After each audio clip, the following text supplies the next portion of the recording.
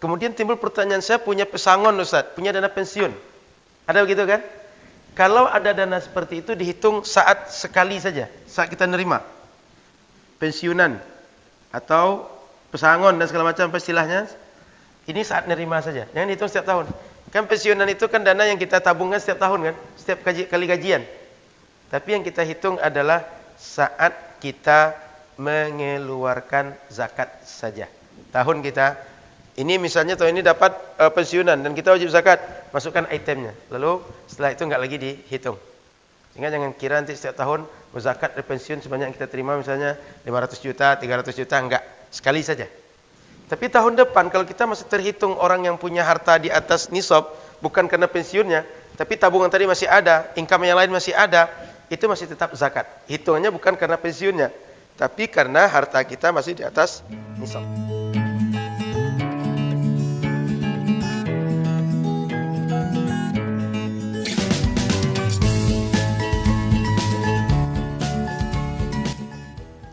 Assalamualaikum warahmatullahi wabarakatuh.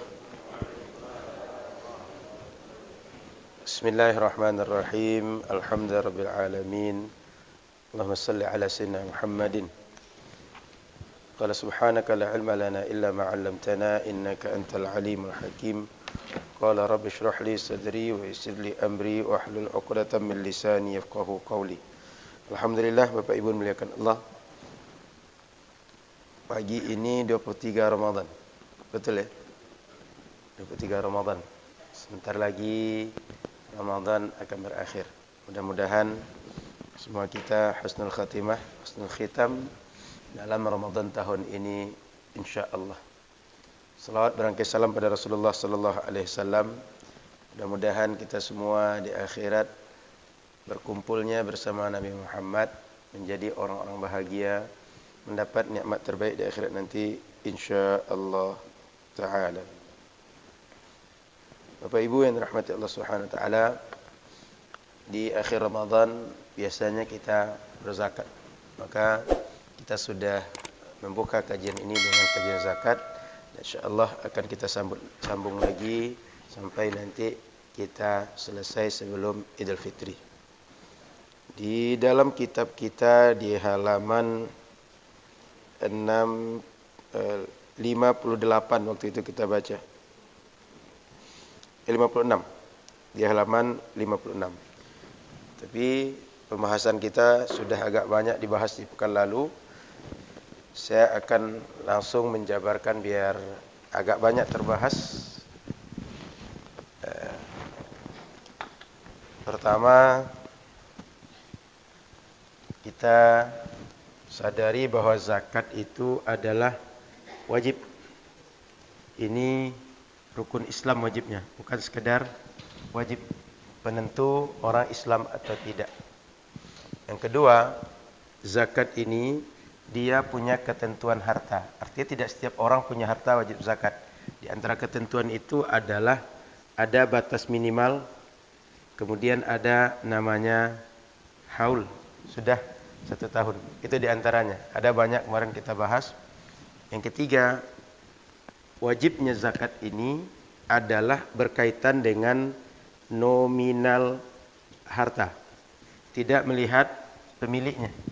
Pemiliknya baligh atau belum, berakal atau tidak, enggak dilihat itu. Tapi nominal hartanya wajib zakat atau tidak. Dan yang keempat, zakat ini bisa ditunaikan secara individual, bisa juga melalui lembaga. Kalau misalnya kita kerepotan menghitung, minta lembaga coba audit harta saya, kita berikan keterangan, ini semua yang saya punya, ini yang sifatnya nampak kasat mata, ini yang tidak, ini bentuk surat, ini uang cash, tolong dihitung, tahu kadar zakat, dikeluarkan 2,5% dari harta tersebut. Kemudian harta ini dikeluarkan sesuai jumlah nisab zakat, sehingga kita tidak boleh mengeluarkan sesuai dengan ketentuan kita. Saya keluar 1 juta setiap tahun, itu tidak boleh. Tapi tarif zakatnya itu ada ketentuan. Ada yang 2% keluar, ada 5%, 2,5%, ada 5%, ada 20%, dan seterusnya. Maka zakat tidak boleh kita keluarkan sesuai kemauan kita. Yang penting saya keluar saja Ustaz, itu tidak boleh begitu. Mesti sesuai ketentuan yang dibatasi oleh syariat. Ada nominal-nominalnya. Kemudian Bapak Ibu yang dirahmati Allah Subhanahu wa taala, timbul pertanyaan zakat dengan pajak bagaimana? Karena ada orang dia berpajak juga ada zakat. Bagaimana idealnya? Orang kalau dia berzakat, pajak enggak mesti lagi. Karena orang ketika mengeluarkan pajak, dia mengeluarkan untuk orang lain, sehingga mensupport juga pembangunan negara. Tapi oleh negara ini belum sampai ke tahap ini. Yang sampai sekarang adalah kalau orang berzakat, dia bisa dikurangi kewajiban pajak. Makanya lembaga-lembaga zakat biasanya kalau ada orang berzakat diberikan nota tanda terima zakat yang nanti ditunjukkan saat kita melaporkan zakat bisa pengurang nilai zakat. Gimana Pak? Maaf, nilai pajak. Maka setiap orang berzakat yang tahu ketentuan ini, dia akan minta ke lembaga tolong buatkan kwitansi sehingga dia bisa menjadi pengurang nilai pajak yang ditagihkan kepada kita. Kemudian Bapak Ibu rahmati Allah Subhanahu wa taala, secara umum pajak itu tak dilarang oleh syariat, dibolehkan oleh syariat. Kenapa? Pajak itu kewajiban yang dia balik kepada maslahat umum juga. Pajak ini bagian dari siasah politik Islam. Untuk apa? Memenuhi hajat semua masyarakat yang ada di satu pemerintahan, satu negara, satu bangsa. Maka pajak ini ada kajiannya dan tidak dipermasalahkan dan tidak bertentangan dengan aturan-aturan zakat. Kemudian Bapak Ibu rahmati Allah Subhanahu wa taala, kalau seandainya kita berzakat, hutang kita dengan Allah selesai, tapi dengan negara enggak selesai. Maka jangan sampai berpikir nanti Ustaz, kami zakat dan pajak tak usah. Bapak Ibu bisa mengatakan begitu, tapi negara akan kejar. Betul? Dia akan kejar aset kita. Sehingga 10 atau 15 tahun pun kalau tak berzakat, dia akan menjadi tagihan terhadap usaha pribadi kita kah? Atau perusahaan kita kah? Atau apa saja yang terkait dengan kita. Maka jangan pernah berpikir saya sudah berzakat lalu pajak enggak usah dibayar. Ini urusan dengan negara nanti. Dan kita tak bisa lepas dari ini. Kalau aset kita dibekukan, izin kita dicabut, kita tak bisa lagi usaha. Maka keduanya mesti disinkronkan supaya pajak ini terlaksana, zakat tak memberatkan. Mintalah kwitansi pelaksanaan zakat. Sehingga orang-orang yang di perusahaan sebaiknya ketika berzakat dia ke lembaga. Karena tujuannya adalah nanti bisa mengurangi tarif pajak dia. Kalau kita bayar ke orang pribadi, ini sulit dibuktikan karena tak ada tanda terima dan tidak akan diakui oleh lembaga kalau seandainya kita ke orang pribadi catatan kertas biasa. Betul ya Pak ini? Itu secara aturan umum begitu. Sehingga perusahaan-perusahaan sebaiknya ke lembaga berzakatnya. Apakah plat merah, plat hitam, nanti silakan ukur sendiri. Yang jelas ke lembaga untuk bisa meringankan pajak kita. Kemudian Bapak Ibu yang dirahmati Allah Subhanahu wa taala, bagaimana cara kita menghitung zakat? Secara umum cara kita pertama adalah ini yang kita anggap clear. Secara umum cara kita pertama adalah satu, kumpulkan semua aset wajib zakat. Kita inventarisir dulu. Mana semuanya aset wajib zakat? Kalau zakat emas, zakat uang misalnya atau zakat emas dan perak, ada bentuknya uang, ada bentuk emas. Uang itu ada uang valuta asing, ada uang cash, ada uang di bank. Kumpulkan semua dulu. Lalu setelah kita mengumpulkan semua bentuk harta yang dia terkena zakat, kita akan menghitung juga beban-beban atau kewajiban terkait dengan harta yang harus kita keluarkan. Kalau kita misalnya dagang, sewa kedai, gaji karyawan, keluarkan dulu. Setelah dapat semuanya, kita cari tahu berapa tarif zakat. Berapa persen dikeluarkan? Sehingga nanti tahu tarif ini, yang nomor 1 sudah dikurangkan dengan nomor 2, dapat berapa angka yang wajib dizakatkan. Lalu tahu tarif zakat, maka 2,5% kali pengurangan dari nomor 1 dan 2 ini. Baru kita zakatkan. Sebab zakat itu dia tak membebani, tak menyusahkan orang berzakat. Tapi dia mengeluarkan sebagian harta orang berzakat dan membantu orang-orang fakir miskin untuk bisa survive juga, untuk bisa berkembang juga dengan harta yang dizakatkan. Kemudian Bapak Ibu rahmati Allah Subhanahu wa taala, setelah kita hitung tersebut, kita kalau nisab sudah tahu ya, nisab kita, nisab zakat, tarif zakat, nisab zakat. Berapa nisab zakat? Atau ini nomor 3, ini 4. Tahu dulu nisab zakat. Berapa ambang paling bawah? Harta saya rupanya wajib zakat. Oh, berarti saya mesti cari nih berapa yang mesti saya keluarkan tarifnya. Jadi tarif ini maksudnya berapa yang kita keluarkan. Nisab ini ambang paling bawah harta sudah wajib zakat. Kalau setelah dikurangkan 1 dan 2, jumlah harta saya di atas ambang paling bawah, maka saya kemudian menghitung berapa yang wajib saya zakatkan. Yang enak nisab dulu. 4 baru tarif. Contoh 2,5%. Ada spidolnya?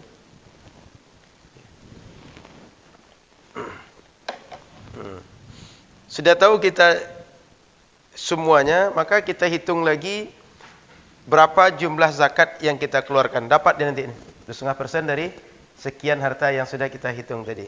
Baru kita serahkan kepada orang yang berhak menerima zakat atau melalui lembaga. Jadi kita mesti kumpulkan dulu.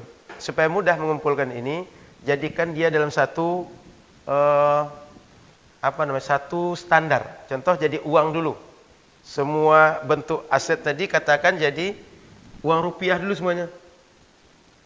Sehingga kalau dia bentuknya uang di bank atau valuta asing atau bentuknya surat berharga, dihitung dulu rupiah ini berapa sih harganya semuanya.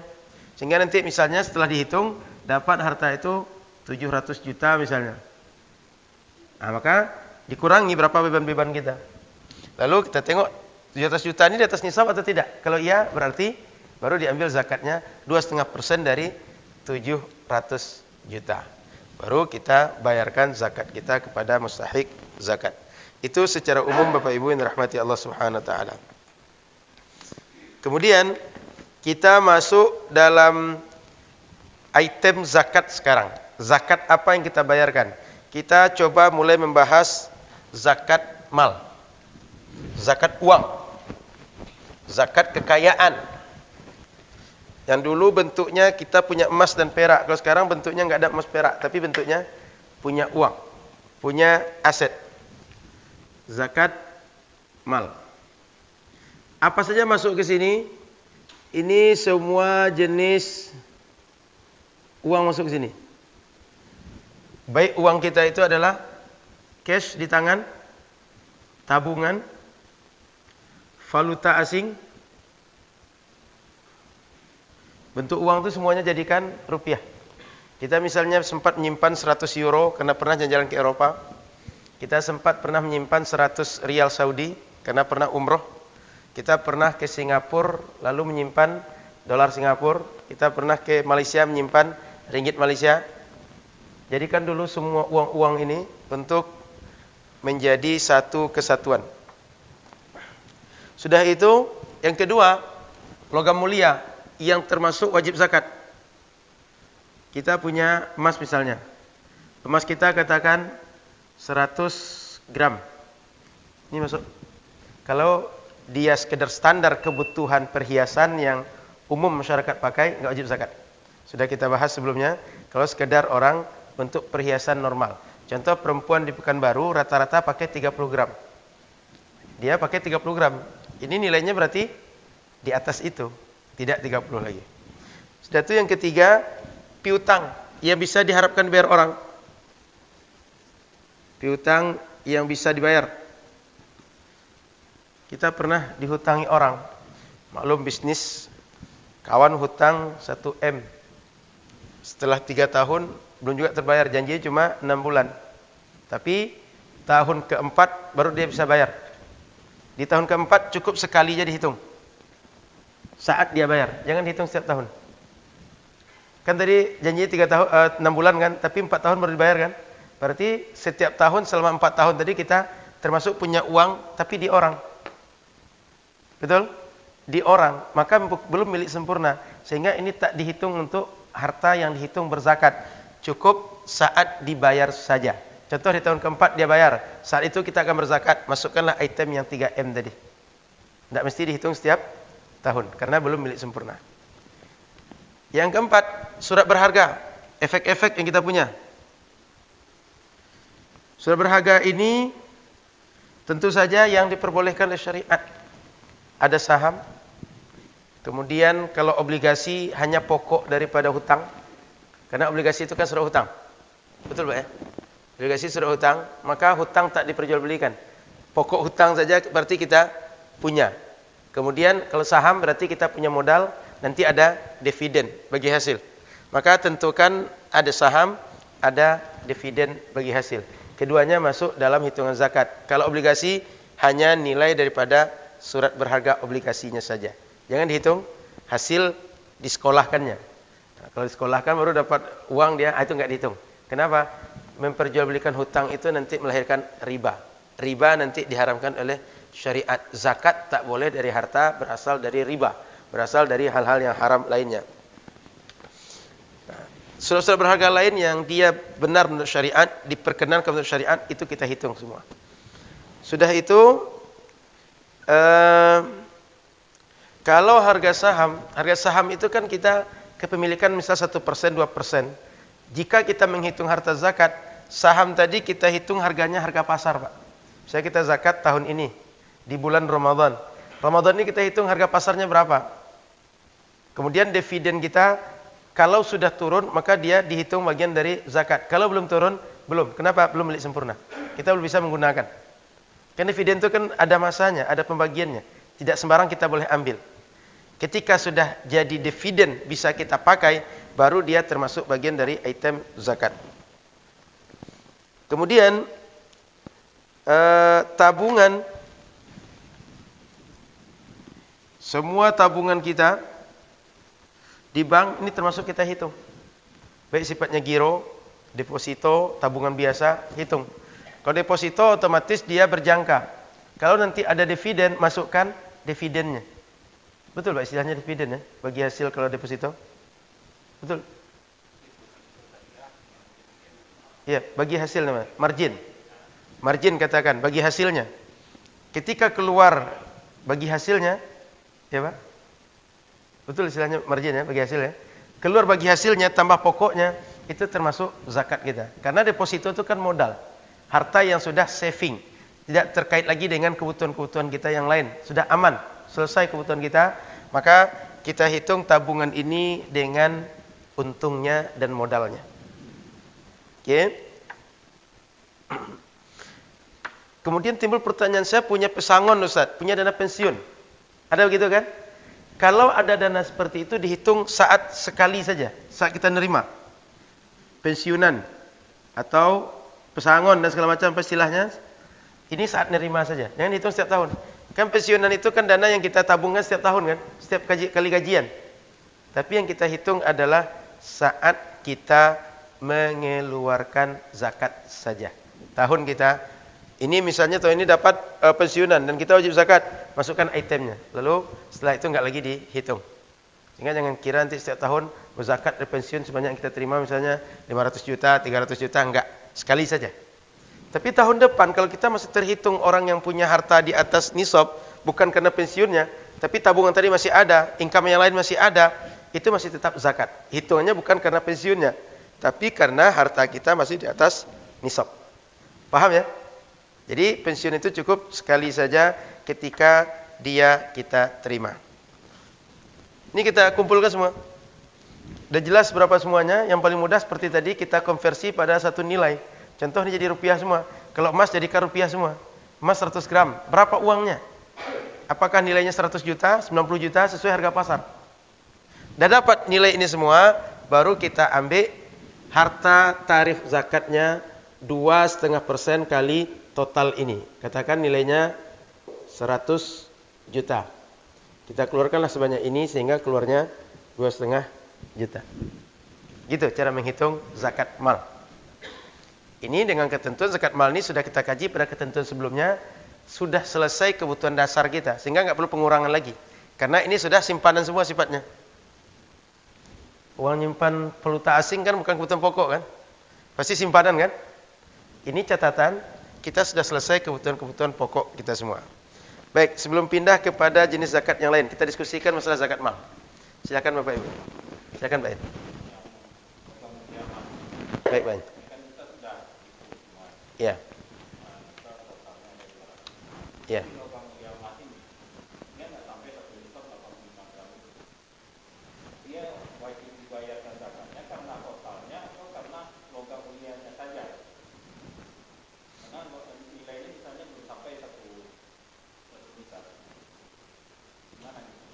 Artinya dia secara berdiri sendiri jumlahnya mungkin 50 gram, 40 gram.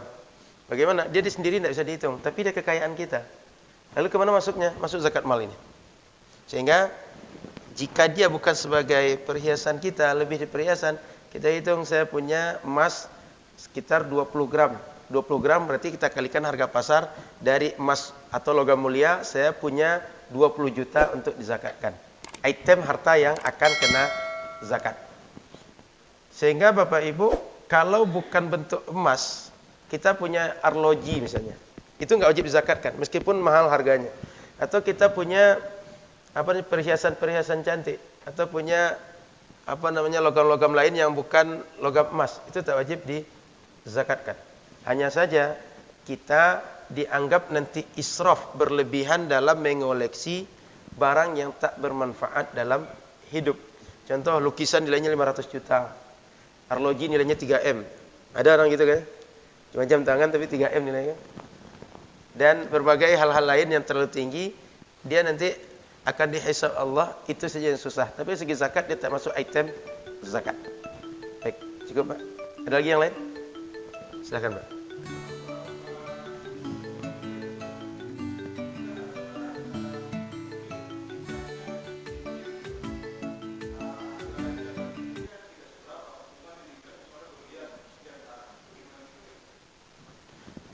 Baik, secara dia berlian, dia logam mulia, nggak wajib zakat dia. Cuma itu tadi, dia akan dihisab Allah kenapa punya uang tertahan sebanyak itu. Segi zakat dia nggak masuk item zakat. Begitu Pak. Sehingga logam-logam yang lain itu bisa jadi kalau kata orang pencucian uang sehingga tak zakat. Beli logam-logam yang mahal, cuma dia tak masuk item zakat nanti. Begitu Pak. Silakan Pak.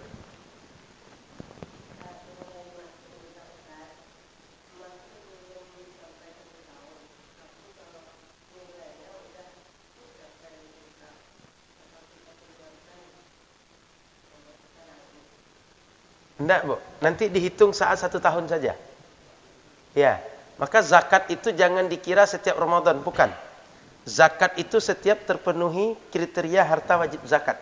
Maka ada orang berzakat di bulan Muharram, ada berzakat di bulan Rajab, ada berzakat di bulan Ramadan atau bulan yang lain. Dan standar haul ini adalah bulan Hijriah. Kalau selain bulan Hijriah, dia standarnya dilebihkan lagi. Sebab tahun Masehi harinya lebih lama dibanding tahun Hijriah. Maka standar zakat kita adalah tahun Hijriah. Itu sebabnya kita menghafal, menguasai penghitungan bulan Hijriah itu penting. Karena kalau kita menghitung bulan Hijriah itu terkait dengan pertama adalah pelaksanaan haji. Kan tak mungkin kita haji kecuali di bulan Zulqa'dah, Zulhijjah. Kemudian nanti pelaksanaan puasa. Tak mungkin kita puasa sebulan penuh kecuali di bulan Ramadan. Kalau kita nggak tahu bulan yang lain, nggak bisa kita sampai di Ramadan. Betul Bu ya? Zakat juga begitu. Mesti tahu kita agar kita bisa menghitung 1 tahun harta kita dengan haul dalam konsep zakat. Begitu Bu. Jadi Ibu nggak mesti sekarang. Baik. Baik. Baik.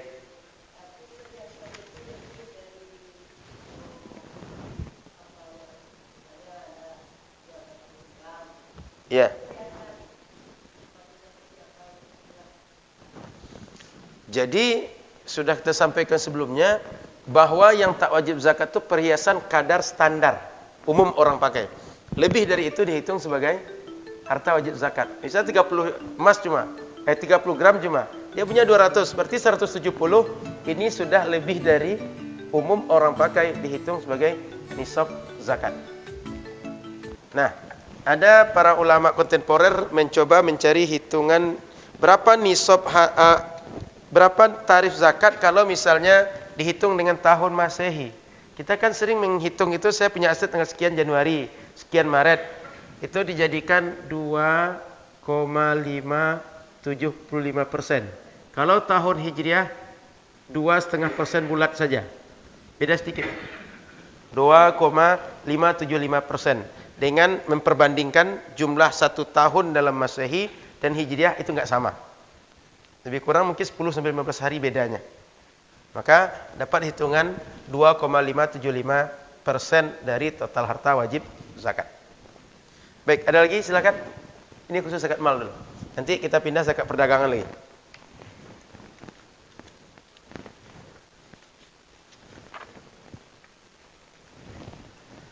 Cukup? Pindah ke zakat perdagangan? Tak ada lagi pertanyaan? Baik, kita pindah zakat perdagangan. Pertama, dalam Al-Quran jual beli itu boleh. Wa ahallallahu al-bai'a wa harramar riba. Jual beli halal, riba tidak halal. Kenapa? Cara pikir sederhana saja. Kalau kita jual beli itu dua pihak dapat untung, tapi kalau riba satu pihak cuma untung, satu pihak rugi. Kalau kita jual beli biasanya ada uang dapat barang. Tapi kalau riba itu cuma ada uang yang kita berikan, tapi tak ada barang yang dikorbankan. Sehingga dalam riba cuma dapat uang, dalam jual beli dapat uang, dapat barang. Dan ketika riba, ini pihak yang kuat mengorbankan pihak lemah. Yang memberi hutang mendapat untung dari orang yang dihutangi. Padahal yang dihutangi dalam kondisi butuh. Yang menghutangkan tidak dalam kondisi butuh. Mestinya yang menghutangkan membantu yang dihutangkan, bukan menjadikan sebagai komoditi, sebagai objek untuk menghisap darahnya atau untuk membuat dia menjadi orang-orang yang terbebani dengan membayar hutang tadi. Itu sederhananya. Kenapa bayar jual beli boleh, riba tak diperbolehkan? Karena riba untung sepihak, dan yang untung sepihak itu adalah pihak yang kuat, pihak yang cukup. Yang dirugikan pihak yang tidak punya, pihak yang butuh. Jual beli, kedua pihak butuh, kedua pihak diuntungkan. Penjual dapat uang, pembeli dapat barang. Berhutang enggak? Makanya wa halallahu al-bai'a wa harramar riba. Halal jual beli tapi haram riba. Jadi orang jual beli itu tak ada masalah. Silahkan, mau jual beli apa saja yang dibolehkan syariat, lakukanlah. Tak ada larangan. Tapi ketika nanti kita wajib zakat, keluarkan zakatnya. Hanya itu yang mesti dipelajari. Maka ketika kita akan melakukan sebuah bisnis atau akan mulai jual beli, pastikan pertama barang-barang yang kita beli niatnya untuk jualan. Kita memang beli barang ini untuk jualan, bukan sekedar stok atau sekedar dimiliki. Lalu nanti tiba-tiba pengen jual. Enggak.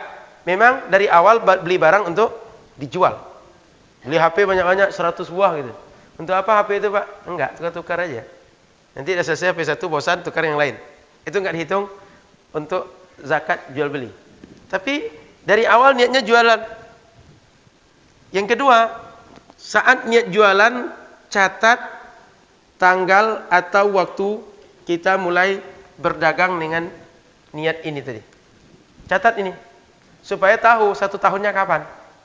Jadi 1 tahunnya enggak kita kira-kira, tapi berdasarkan kita berniat ingin jual beli, lalu kita transaksi, sejak saat itulah haul kita dihitung.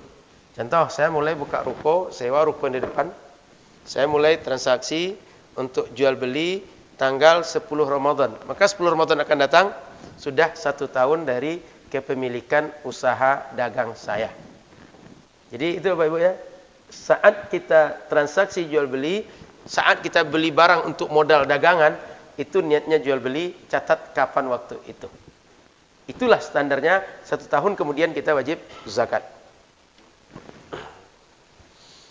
Sudah itu, kalau sudah dapat informasi itu, saat kita berzakat, kita hitung semua item harta-harta yang wajib dizakatkan. Saat kita zakat, kita hitung semua item harta wajib zakat. Apa saja item ini? Di antaranya pertama barang yang belum terjual. Jual kaos kaki misalnya, atau jual peci. Nampak? Masih ada 100 kodi tipe ini, 10 kodi tipe itu, 5 kodi tipe ini. Itu nampak barangnya. Lalu nanti kita hitung dengan harga pasar atau harga modal dulu. Ini waktu kami belanja, 1 kodi harganya 50.000. Kalau 100 berarti 100 kali 50. Yang itu harganya adalah waktu itu 20.000 sekodi. 20.000 kali 20 kodi masih ada, hitung semua. Sesuai harga pasar kalau barang itu laku atau sesuai dengan harga modal. Kan ada nota biasanya belanja itu. Ini waktu belanja berapa sih barang? Hitung berdasarkan itu. Atau kalau kita lelang di pasaran, anggap dia laku hari ini dan kita akan berzakat sekian harganya. Hitung dengan harga itu. Kemudian yang kedua, ini barang apa? Stok ya. Yang belum terjual. Yang kedua, barang terjual. Hitung semua berapa barang terjual. Mungkin sudah jadi uang dia. Atau sudah menjadi modal tertahan. Atau sudah jadi bentuk-bentuk modal yang lain. Hitung semua, baik dia di tangan kita, di laci kita, atau di tabungan kita. Semua yang merupakan hasil transaksi barang, lalu sudah kita rubah bentuk atau belum, dia masih terhitung bagian dari modal yang bisa diputar, kita hitung sepanjang tahun berapa dia. Kan boleh jadi nanti dia kita simpan dalam bentuk uang saja, atau kita simpan dalam bentuk emas. Nanti ketika kita butuh, kita jual lagi. Itu hitung semua. Karena dia merupakan hasil dari barang yang terjual perniagaan kita. Kemudian, kalau kita misalnya dihutangi orang, kan biasa orang dagang itu dihutangi kan? Kadang dihutangi tahun ini, bayarnya setahun ke depan, 2 tahun ke depan. Maka piutang kalau sudah dibayar orang, ini kita masukkan item zakat. Tapi kalau belum dibayar, jangan dihitung lagi. Seperti tadi. Bahwa kita dihutang orang, saat dihutangi kita belum milik sempurna. Begitu dia bayar, di tahun dia bayar itu kita hitung zakatnya.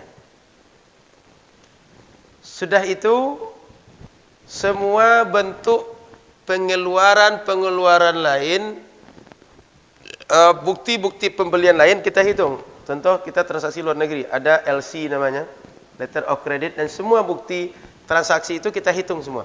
Karena itu adalah nilai belanja kita, nilai barang, nilai transaksi dari perniagaan kita. Anggaplah kita ada transaksi jual beli tingkat internasional, sehingga ada surat-surat yang ditahan oleh bank atau dipegang oleh bank, tapi itu nilai perniagaan kita semua, itu hitung semua. Kemudian Bapak Ibu rahmati Allah Subhanahu wa taala, termasuk kita hitung rekening yang merupakan keuntungan dagang. Kita jadikan dia giro, kita jadikan dia tabungan, kita jadikan dia bentuk deposito, semuanya kita hitung sama prinsip seperti tadi. Kalau deposito otomatis modal dan bagi hasilnya kita hitung. Kalau dia sekedar tabungan berarti kita hitung nilai tabungan saja. Kemudian Bapak Ibu rahmati Allah Subhanahu wa taala, ada harta-harta tak wajib kita zakatkan dari semua yang terkait dengan usaha kita. Apa di antaranya harta tak wajib dizakatkan? Satu, modal tak bertambah nilai. Modal tak bertambah nilai atau pasif. Contoh, kita punya ruko. Kita punya mobil untuk call diesel jemput antar barang, untuk distribusi barang. Itu enggak wajib zakat semua. Karena wajib zakat itu adalah yang menjadi aktiva aktif, yang pasif enggak. Kemudian selanjutnya merek dagang dan hak cipta itu enggak dizakatkan juga. Merek dagang, hak cipta enggak dizakatkan. Yang ketiga, yang tak wajib zakatkan lagi adalah kafir bank garansi. Karena ini kewajiban-kewajiban yang mesti kita penuhi semua. Kafir bank garansi. Kan kadang-kadang kita dengan bank kerjasama Pak ya. Ada garansi untuk mungkin proyek atau berbagai hal lain. Pihak ketiga atau pihak mitra kita mau saya dengan kamu, tapi garansi banknya ada. Itu sudah biasa dalam bisnis sekarang. Kemudian dana asuransi, sebab ini tagihan wajib ini. Kan biasa orang usaha itu apalagi partai besar dia punya asuransi. Mungkin pegawainya masukkan BPJS tenaga kerjaan. Betul Pak ya? Biasanya kalau negara sekarang BPJS tenaga kerjaan rata-rata. Sebenarnya banyak asuransi ini. Pokoknya dia mesti mengeluarkan asuransi. Sudah itu dana atau modal yang digunakan sebelum beroperasinya perusahaan. Seperti biaya pendirian badan usaha. Itu enggak dihitung sebagai zakat. Dana operasional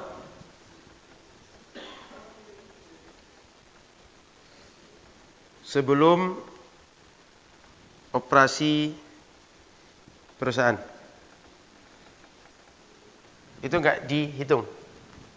Nah, kemudian ada lagi kewajiban lain yang mungkin secara praktek di lapangan atau secara profesional kita keluarkan. Gaji pegawai, gaji semua yang kerjaan kita lah, mungkin security-nya, mungkin sopirnya, atau orang-orang yang sifatnya gajinya dia mungkin per item kerja, atau mungkin per partnya, atau per shiftnya, keluarkan dulu semua. Yang kedua, kredit jatuh tempo, keluarkan dulu. Jangan sampai kita sudah keluar zakat, setelah itu nggak ada lagi uang untuk bayar kredit, hutang-hutang istilah itu. Maka hitung dulu kredit jatuh tempo. Jadi pengurang nilai zakat kita diantaranya adalah pertama kita hitung gaji karyawan misalnya, atau operasional lah. Yang kedua, kredit jatuh tempo mesti kita bayar tahun ini atau bulan ini. Keluarkan dulu. Sudah itu hutang cicilan kredit, kemudian hutang. Ini yang kedua ketiga ini bedanya adalah mungkin kita beli barang. Kemudian barang itu dicicil setiap bulan, setiap tahun, selesaikan dulu itu. Yang ini hutang yang tidak sifatnya beli barang. Kan ada kita hutang cash dengan orang. Saya butuh modal untuk suntik modal saya, supaya saya bisa masuk proyek ini saya butuh modal sekian, pinjam ke orang. Ini hutang seperti itu.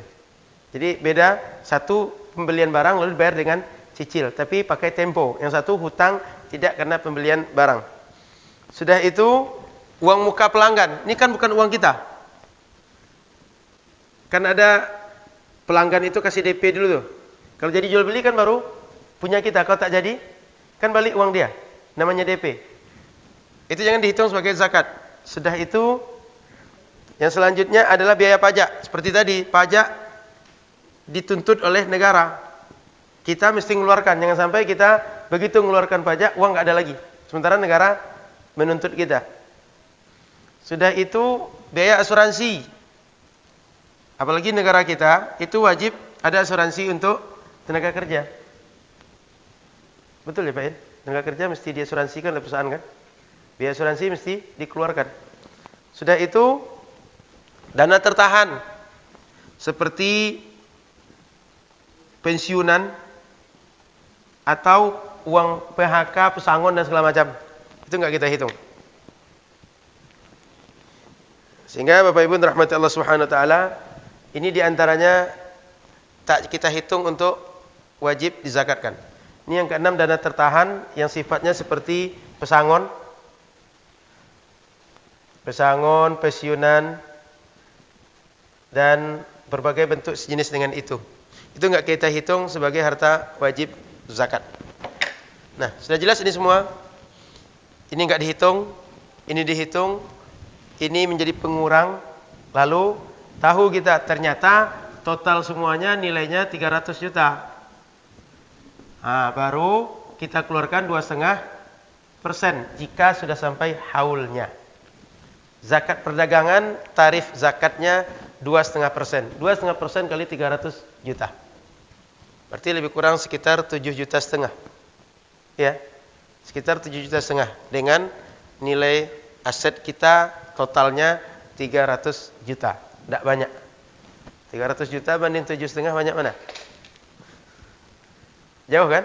Banyaknya 300 kan? Ini cuma 7,5 juta yang wajib dikeluarkan.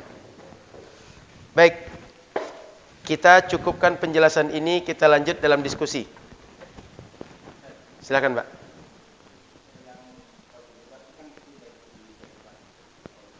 Baik. Ya.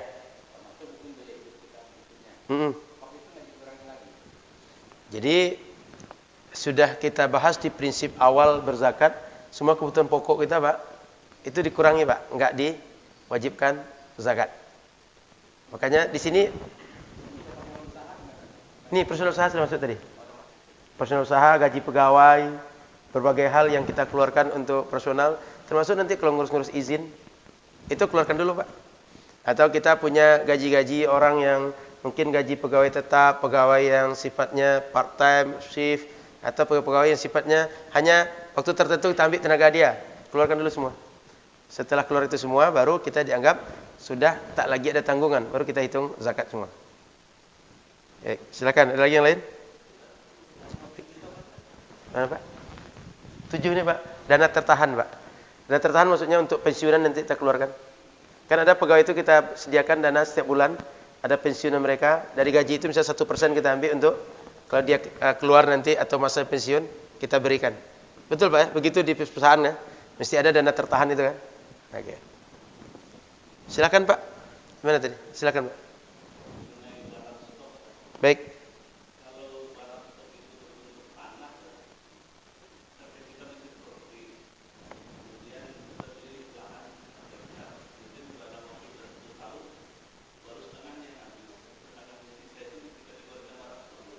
Kalau seandainya niat kita jual beli, Pak, dia dihitung barang stok. Tapi kalau misalnya bukan jual beli, kita cuma beli tanah. Mungkin kita berpikir nanti akan bangun rumah. Atau berpikir nanti akan buat usaha apa gitu. Iya.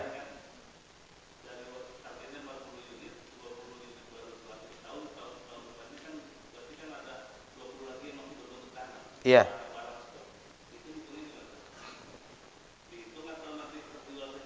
Ketika terjual saja, Pak? Bukan? Iya. Jadi kalau dihitung itu juga nanti besar sekali zakat nanti, Pak. Kan? Walaupun 1 tahun. Jadi ketika kita kan niatnya jual rumah atau jual tanah, Pak? Jual rumah, tapi bahan bakunya kan tanah, Pak. Betul. Artinya kita developer kan, Pak? Iya. Kan tidak menjual tanah maksud kita kan, tapi tujuan kita adalah developer menjual. Belum, karena dia masih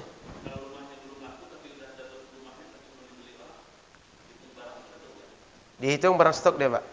Ya. Artinya barangnya dia ada nilai nih, tapi belum terjual. Boleh kita ini hitung harga modal saja. Kan kita bisa ngitung tuh. Ini rumah ini 1 unit, modalnya sekian juta. Atau kalau kita lakukan penilaian harga pasar, ini sekian waktu itu gitu. Boleh satu di antara dua. Jangan harga terjual, karena harga terjual ini kita belum tahu realnya. Meskipun kita estimasi ini akan terjual minta 1 M, itu belum tentu kan. Mungkin saja nanti terlaku cuma 800. Maka kita lihat harga pasar atau harga modal. Itu yang paling selamat, Pak. Karena kalau harga jual itu, apalagi terjadi politik, terjadi bencana alam segala macam, itu nggak bisa kita pastikan. Tapi kalau harga pasaran itu bisa kita standarkan. Oke. Silakan, ada lagi yang lain? Silakan, Pak.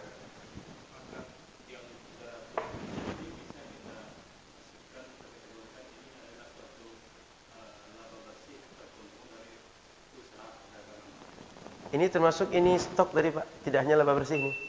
Yang hasil, yang terakhir. Iya. Iya. Setelah dikeluarkan iya. Berarti itu akan merupakan suatu keuntungan usaha dan keuntungan atau laba yang dalam usaha pedagang kita. Enggak labanya, Pak, termasuk barang yang masih sisa ini. Stok kan masih terhitung barang ini bagi 300 tadi. Kan kita hitung tadi. Ada barang yang masih ada. Kalau untung kan biasanya nggak dihitung barang yang masih ada kan. Sudah betul-betul cash dia kan. Ini termasuk tadi barang yang belum terjual, Pak. Kan tadi kita kan dagang, Pak. Orang dagang itu kan nggak selamanya dia sudah habis total baru zakat kan. Tapi masih ada barang yang ada di Mungkin di dalam rak itu masih ada stok dia. Gitu Pak. Jadi 300 juta ini ada laba, ada barang yang belum terjual. Stok. Gitu. Jadi kalau kita hitung untung semua Pak, nanti barang yang masih ada nggak terhitung bagian zakat ya. Sementara itu adalah bagian dari yang bisa dizakatkan dan dia bisa berkembang. Prinsip zakat itu diantaranya harta yang bisa berkembang, makanya aktiva aktif. Sudah Pak? Oke.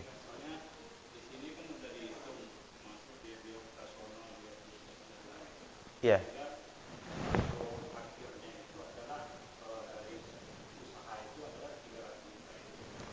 Cuma ini kan termasuk ini Pak, barang yang belum terjual. Barang belum terjual termasuk, makanya 300 termasuk barang yang belum terjual. Gitu Pak. Kalau laba bersih kan tidak masuk barang dengan Pak. Nah, ya. Sementara kita ngitung barang yang belum terjual juga. Sehingga belum dihitung laba bersih. Sebagiannya laba bersih iya, tapi semuanya laba bersih bukan. Sehingga jangan berpikir kalau saya zakat itu ketika laba bersih saja, tidak. Gitu Pak. Karena nanti orang berpikir laba bersih saja diambil 2,5%, enggak begitu. Ada laba bersih, ada yang bukan laba bersih. Baik.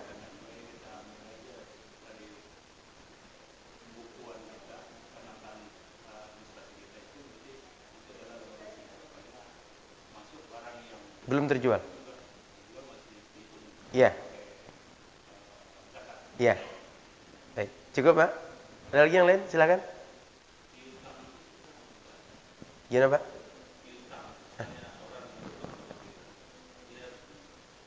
Bakal bayar atau belum gitu? Standarnya Pak, kita kan bisa ngukur nih. Kan kita tagih. Kita tanya, bakal bayar atau tidak? Kalau dia bakal bayar berarti sangat bisa diharapkan dia bayar. Apalagi sudah real, dia sudah nyicil gitu. Tapi jika belum, saat dia sudah bayar baru kita hitung sebagai wajib zakat kita. Kan boleh jadi seperti tadi Pak, setiap tahun kita tagih, ya insya Allah saya bayar semacam gitu. Tahun keempat baru dia bayar, tahun keempat saja zakat. Jangan tiap tahun dihitung. Gitu Pak. Karena kenapa? Belum milik sempurna. Kita nggak bisa apa-apakan uang tadi. Uang kita tapi nggak bisa diapa-apakan di tangan orang. Nggak bisa kita kembangkan dan segala macam. Baik, ada lagi silakan. Baik Pak. Penggabungan. Dagang ya.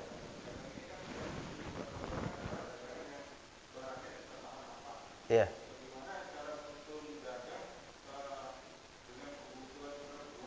Buah, kue semacam. Itu perputarannya kan nanti menghasilkan ini Pak.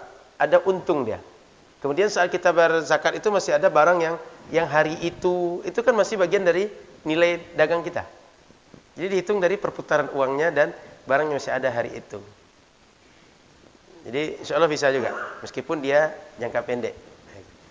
Silakan ada lagi.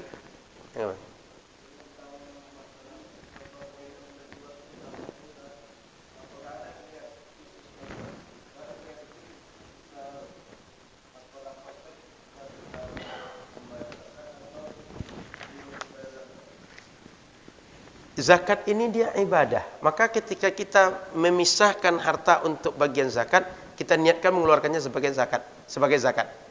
Contoh, kita mau transaksi dari rekening kita nih, mengirim ke dompet duafa, mengirim ke tabung wakaf umat, mengirim ke Basnas, mengirim rumah zakat ke Izi kalau di sini.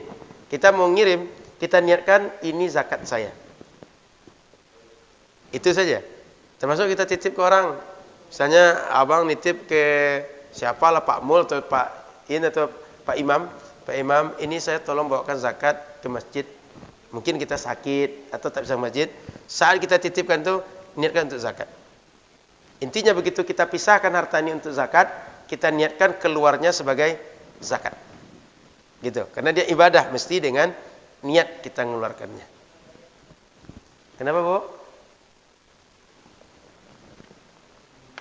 Nah, jadi pokoknya setiap kita memisahkan, ini zakat saya. Setelah kita hitung semuanya keluar 10 juta atau 5 juta atau 1 juta. Saat kita mengeluarkannya, niatkan untuk membayar zakat. Zakat fitrah juga gitu. Saat kita misalnya ambil padi, ngambil beras di rumah, kita bawa ke masjid, saat kita serahkan, niatkan untuk zakat. Atau kita serahkan langsung, yang nerima jelas orangnya langsung, tidak melalui panitia amil, serahkan langsung, ini zakat saya. Dalam hati saja. Dikasih tahu orangnya atau tidak mesti. Karena ada pula orang kadang-kadang dia dikasih tahu zakat, dia merasa tak merasa puas pula menerima. Kenapa? Miskin betul saya dia kasih zakat. Kan ada pula orang begitu. Nah, tak mesti. Tapi saat kita mengeluarkan, kita berniat sebagai zakat. Nah, gitu. Ada lagi? Silakan. Apakah dari objek zakat itu bisa double penghitungan zakat? Bisa saja nanti Pak. Dari zakat emas bisa keluar, zakat mal dia bisa keluar. Contoh seperti tadi dia punya emas 200 gram emas saja. Maka diambil dari emas saja. Atau dia punya penghasilan, setiap bulan dia keluarkan zakat. Di luar itu, setelah keluarkan zakat, saving dia, itu masih besar juga. Sangat bisa begitu Pak.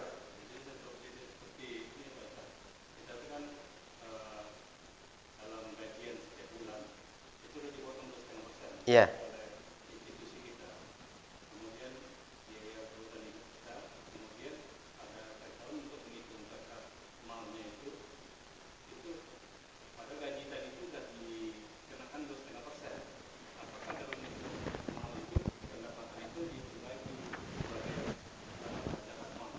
Bagi orang yang punya sumber income lebih dari sekedar gaji tadi Pak, dia akan hitung lagi. Kan bisa jadi. Kalau gajinya tidak keluarkan lagi, cukup sekali saja. Tapi bagi orang, kan boleh jadi dia punya rumah kos dua rumah, dia punya jualan sedikit, dia punya investasi sedikit. Itu bila income itu digabungkan, tambah dengan gaji, hasil pengurangan gaji yang savingnya itu dizakatkan. Tapi jika hanya gaji, sekali saja. Gaji itu saja Pak. Enggak mesti ditambahkan lagi 2 kali. Sehingga tak objek 2 kali dia. Enggak. Baik. Ada sedikit yang sering kita membaca. Ajarakallahu fima a'taita barakallahu fima abqaita wa ja'alaka malaka tahura. Itu doa untuk orang yang menerima zakat kepada orang berzakat. Itu hukumnya sunnah saja. Redaksinya boleh itu, boleh yang lain. Enggak, saya tuliskan saja. Mana tahu nanti payah pula mencarinya. Ajarakallahu fima a'taita wa barakallahu fima abqaita.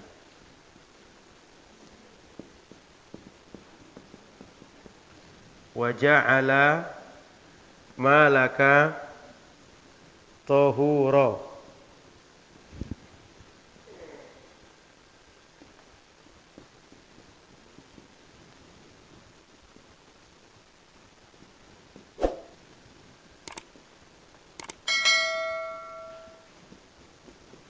Fima a'taita wa barakallahu fima abqaita wa ja'ala malaka tahura. Ini bagian dari perintah Al-Qur'an, washalli alaihim. Begitu zakat kita tagih kepada orang wajib zakat, doakan mereka. Kenapa? Itu menjadi kepuasan, kesenangan bagi orang yang berzakat. Ini bagian dari sunnah. Ini bukan akad, bukan kewajiban. Sehingga kalau sempat kita bayar zakat, enggak didoakan ini oleh orang, zakat kita sah juga. Secara syariat selesai juga zakat kita. Sehingga nanti mana tahu amil kita di sini dia tidak hafal doa ini. Dia tak doakan kita, zakat kita selesai tunai sesuai dengan kewajiban syariat juga. Ya Bu, kamu mana tahu nanti ada kawan-kawan dia nerima pandai tapi mendoakan tak pandai. Maka tetap zakat kita tunai. Termasuk sekarang pandemi enggak boleh salaman Ustaz, sehingga zakat tidak ada salaman Ustaz. Zakat kita tunai juga. Kenapa? Karena salaman itu bukan bagian daripada kewajiban saat berzakat.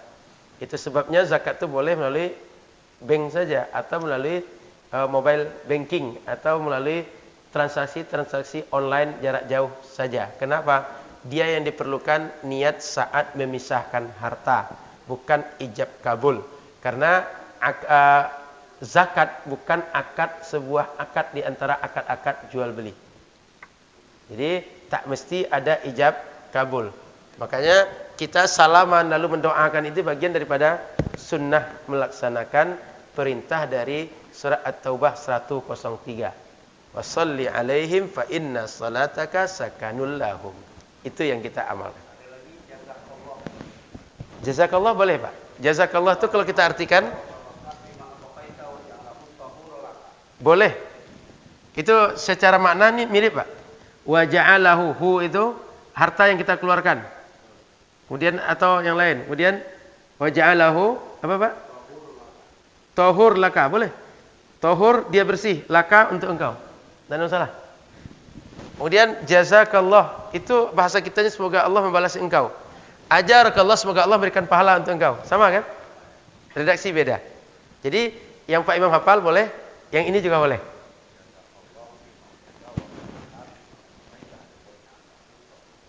Boleh.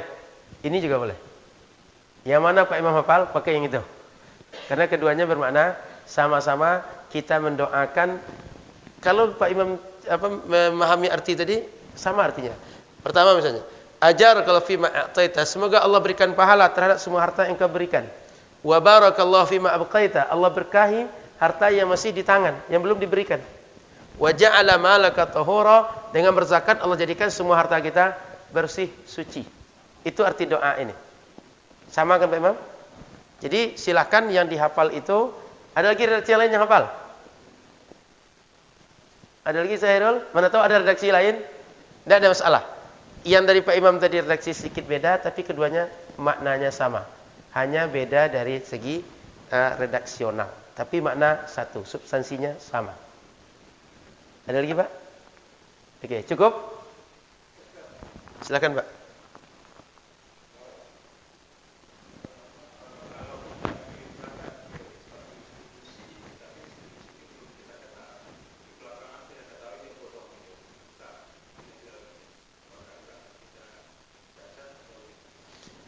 Secara syariat kita sudah mengeluarkan zakat Pak. Lepas kewajiban kita. Orang yang tadi dia bodong atau dia mengkhianati atau dijadikan harta pribadi. Kita tahunya pokoknya zakat dah keluar. Dia bertanggung jawab saja dengan harta kita. Maka ini tambah sedikit, kalau sempat kita ambil zakat, orang nitipkan misalnya barang. Barang itu sebelum sampai kepada mustahik zakat, rusak oleh kita, ambil tanggung jawab terhadap kerusakan barang. Apalagi kerusakan itu karena kelalaian. Kalau kerusakan karena faktor alam, contoh memang kejadian alam, tidak bisa kita hindari. Itu dia tidak mesti ganti. Dia cuma berusaha menyelamatkan sebisa yang dia bisa. Begitu dia tak bisa selamatkan karena faktor alam, dia tak lagi mengganti Pak. Sudah takdir Allah saja lagi. Kan mungkin ada kejadian itu Pak ya. Maka seperti apa itu bodong. Kita dihitung sudah bayar zakat. Cuma kalau Bapak ingin tenang, saya ulang bayar lagi secara real, boleh Pak. Cuma secara kewajiban agama, Bapak sudah membayar zakat.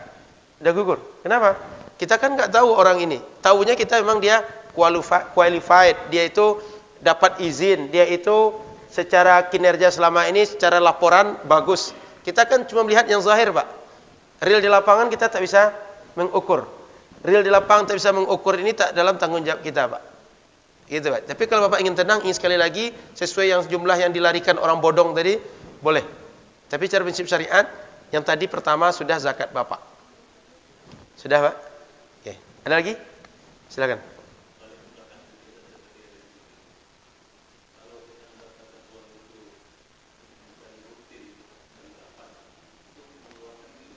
Pas dapat saja Pak.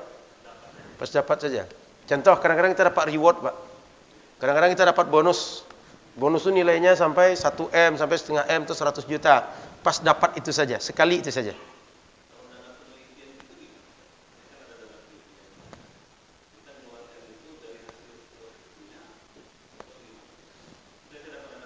Ya.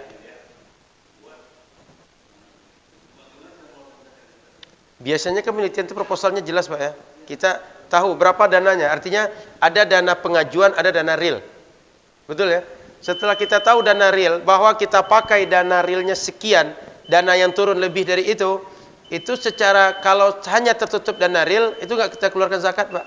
Tapi jika lebih dana yang kita dapatkan dari dana real kita, jika di atas nisab, baru kita zakatkan. Sekali saja, saat kita terima. Setelah itu tidak lagi. Biaya-biaya personal, kan kita tahu tadi Pak. Kalau saya lakukan penelitian ini secara real, sekian dana habis. Saya berangkat ke sana sekian kali, ongkosnya sekian, temui si Anu dapat sekian, penelitian ini mengeluarkan dana sekian. Lebih dari itu, kita keluarkan sekali saja Pak. Saat menerima tadi, dengan asumsi dia lebih dari kebutuhan real. Boleh juga nanti ketika sudah kita selesai penelitian, dah habis, dah jelas dana realnya, keluarnya sekian, kita untung sekian gitu. Boleh kita zakatkan saat selesai tadi. Kalau main aman di awal, Pak. Karena takutnya kalau di akhir dah panjang belanja dulu gitu. Dah habis dulu untuk belanja, baru terpikir saya kemarin harus zakat 1 juta nih gitu. Yang 1 juta ini pun sudah minjam ke orang kalau zakat itu. Yang amannya di awal. Maka zakat itu secara umum termasuk penghasilan boleh dikeluarkan bruto, dana belum bersih, aman kita kan, tapi secara wajibnya adalah neto. Gitu Pak, secara wajibnya neto, tapi boleh dikeluarkan ketika bruto. Supaya apa? Kita tidak salah-salah dalam menentukan, jangan-jangan nanti harta itu misalnya, dia itu karena kita tak pandai membedakan harta pokok dengan harta tidak pokok, penjualan belanja pokok dan tidak, kita hantamnya belanja semua. Akhirnya habis dia. Sementara yang menjadi peringan tidak dikeluarkan zakat itu bila belanjanya kebutuhan pokok, kebutuhan dasar. Begitu Pak. Baiknya ketika bruto biar aman. Baik, ada lagi? Silakan Pak.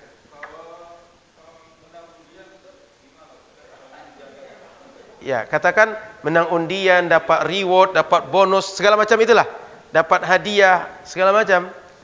Itu ada namanya zakat mustafadah. Zakat mustafad itu adalah dapat dana-dana besar, kayak durian runtuh bahasa kitanya. Itu sekali dapat jika angkanya di atas 85 gram emas.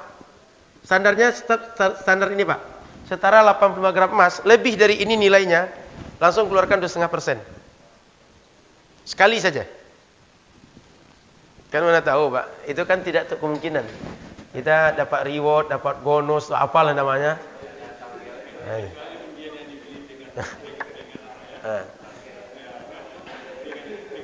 Jadi prinsip yang paling penting itu adalah harta haram tak boleh dizakatkan. Itu penting. Ini kan reward ini kan tak semuanya dia haram. Ada yang dia halal. Memang dia boleh.